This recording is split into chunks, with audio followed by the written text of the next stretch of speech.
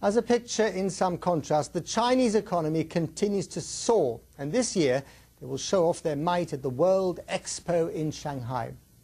London once hosted one of those more than 150 years ago. So did Paris, Chicago and San Francisco. Those were the days. Now it's Shanghai and China's turn. More than 200 nations and organizations are building futuristic pavilions to showcase their technology and their culture during this event, which will last 6 months. But the expo is not without controversy.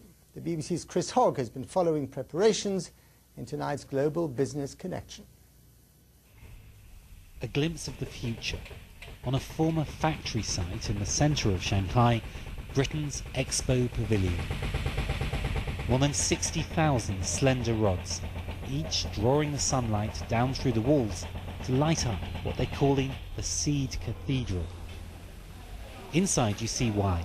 There are thousands of seeds encased in the rods, promoting conservation. Britain sees the Expo as a chance to share its values with the millions of Chinese who will visit once the pavilion's finished. The message here, tomorrow's cities can and should be greener. The Expo's already created thousands of jobs. Officials say it's helped Shanghai get through the economic downturn. But the impact of the project isn't just being felt here on the site, but across the city. Shanghai is looking forward to hosting the World Expo. Shanghai promotes the Expo as making life better here. They've built new rail lines, smartened up the streets. It's helping accelerate urban renewal. World Expo 2000. But not everyone's happy with that. They're pulling down the city centre neighbourhood, the residents say, to make room for an Expo car park. Lang Guishao's refusing to move. He's building a barricade, but the rubble's piling up as the wreckers get closer. Mr. Lan complains officials are using the Expo as an excuse to seize his house without compensating him fairly.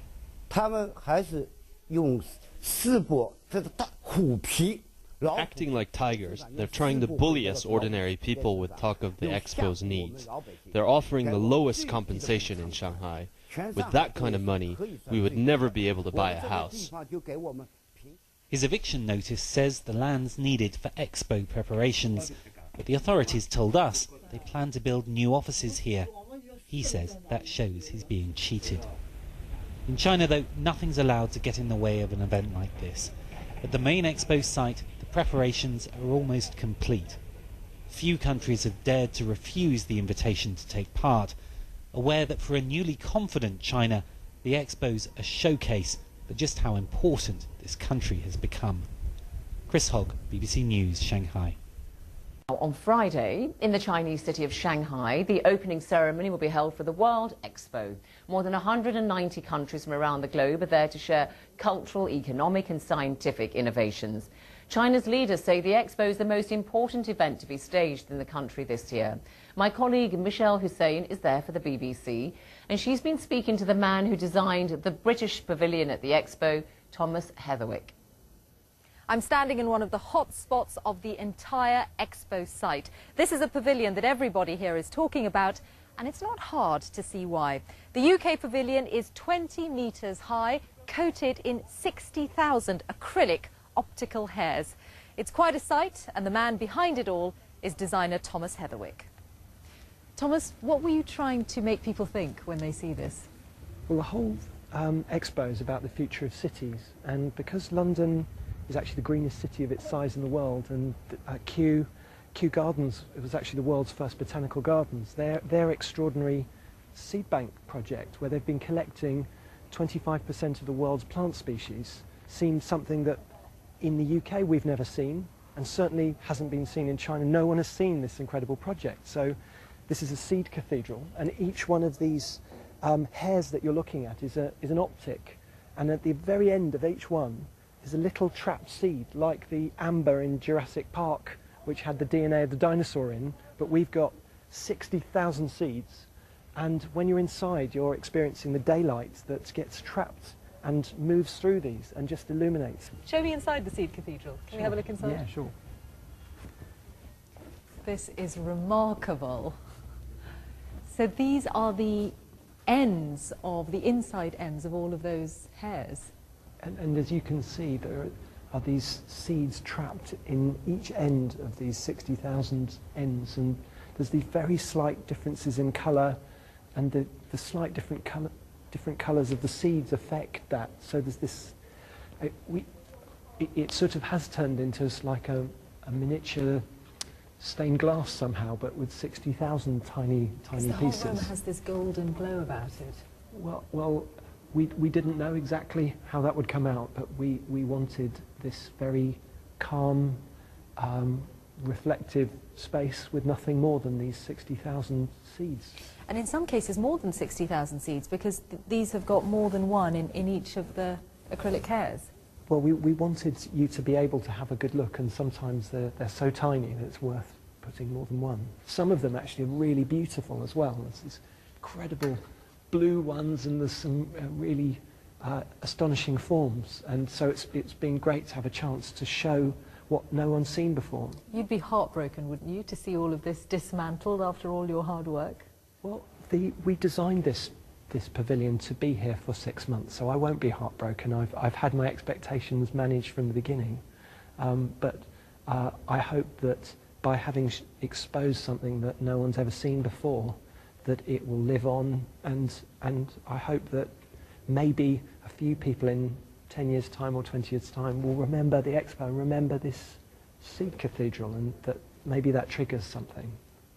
Thomas Heatherwick, designer of the UK Pavilion, thank you. But that's one of the main questions of the Expo. What happens to all these pavilions when it's all over? So much time, money and effort has gone into many of these pavilions. It would be a shame if at least some of them can't find a permanent home. Michelle Hussein there, enjoying the Expo in Shanghai. Lucky girl. It's another example of China's rise as an emerging world power. Visitors from around the world are expected to attend the Shanghai EXPO, an exhibition of culture and technology that's cost an estimated $55 billion to stage. It's been described as a gala of civilizations designed for the exchange of wisdom. Well, a short while ago, I spoke to BBC's Chris Hogg and asked him about the grand opening of World Expo. It does, and in the past, World Expos, or World Fairs as they were known then, were a way that a country really told the world that it was in charge, that it was doing very well. If you think back to 1851 at Crystal Palace in London, that was the great exhibition with which Britain really announced its technological and political superiority to the world at that time. So for China, this is something similar, if you like. Certainly when you go down and you look at the pavilions on this city centre site, you see tremendous effort that's been put in by countries from around the world. The Spanish pavilion, which is covered in wicker, the British pavilion that they're calling a seed cathedral. All that effort the Chinese see as evidence that China matters. And what they're pleased about is most of the visitors that come to this will be Chinese, and so they will see that their country matters to the rest of the world. And the rest of the world is really getting involved. Just talk us through some more of the countries that are showing their showcases. Well, there are 192 countries and 50 international organizations that have built these pavilions. And when you walk around this site, which is twice the size of Monaco, it's really all different kinds of anything you could imagine, really. There is Finland, which has built this gigantic bowl. Denmark, which brought the Little Mermaid from Copenhagen, the first time that iconic statue has traveled out of the country. So these pavilions, they're supposed to, if you like, celebrate each country's culture, its technology, its style even. But this is also, although some of them look like museums or exhibitions, this is also about trying to win friends and win influence. So there are also taking part over the next 6 months in these pavilions. There will be businessmen taking part and these kind of exchanges to try to promote trade between each country and China. The world's biggest expo gets ready for kickoff in Shanghai as China showcases its growing global and economic might. Hello and welcome. I'm Rico Hizon for the Asia Business Report on BBC World News. Glad you could join us. It's 11:30 in the morning in Osaka, Japan, 10:30 in Shanghai, where the opening ceremony of the World Expo will be taking place later this Friday. The Expo will continue for 6 months, which will be the largest world exhibition ever.